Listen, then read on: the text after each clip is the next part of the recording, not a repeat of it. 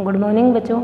Sardar Patel public school कटरातल Sikar से मैं हिंदी अध्यापिका सुमिता, कक्षा 2 पाठ 4 का नाम है गोपाल कृष्ण गोखले। कि इस पाठ में क्या है, गोपाल कृष्ण गोखले के जीवन के बारे में बताया गया है। गोपाल कृष्ण गोखले एक वीर महापुरुष थे, तो उसके जीवन के बारे में इस पाठ में पढ़ेंगे आज हम।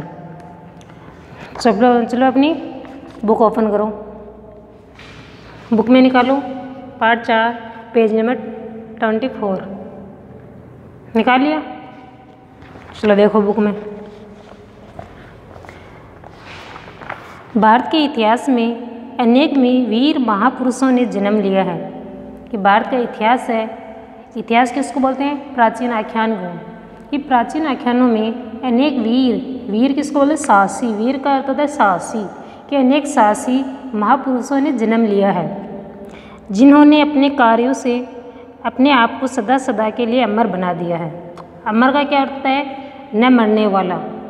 कि अनेक महापुरुष थे जिन्होंने अपने कार्यों से कि ऐसा कार्य किया जिनसे अपने आप को इतिहास में सदा सदा के लिए अमर बना दिया। कि इतिहास में उनको याद किया जाता है हमेशा हमेशा के लिए। इन्हीं में से एक गोपाल कृष्ण गोखले के नाम को कौन नहीं जानता। कि इन्हीं में से एक गोपाल कृष्ण गोखले हैं जिनको कौन नहीं जानता, सब जानते हैं।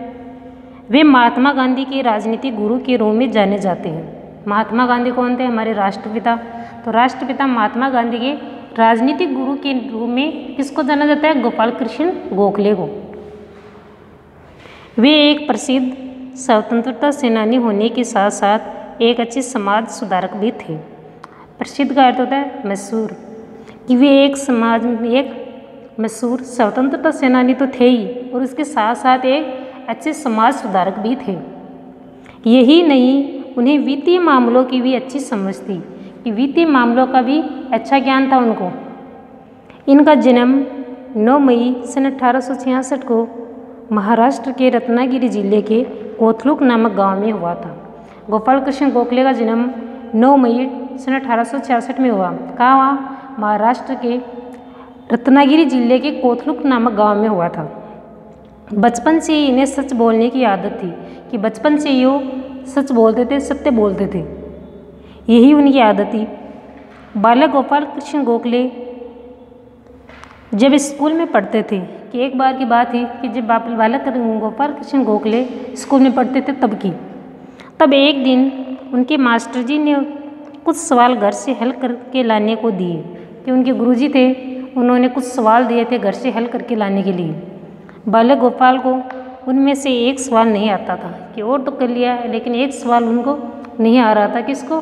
गोपाल कृष्ण गोखले को। तो इसलिए उन्होंने एक मित्र की मदद से वह सवाल हल कर लिया। कि वो खुद को नहीं आ रहा था, तो अपने मित्र की, अपने दोस्त की सहायता लेकर, मदद का अर्थ होता है सहायता लेकर उस सवाल को हल कर लिया।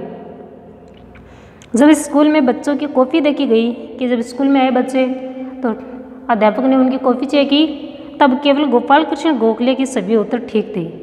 कि और किसी के सही नहीं थे, ये गोपाल कृष्ण गोखले ही थे जिसके सारे उत्तर सही थे।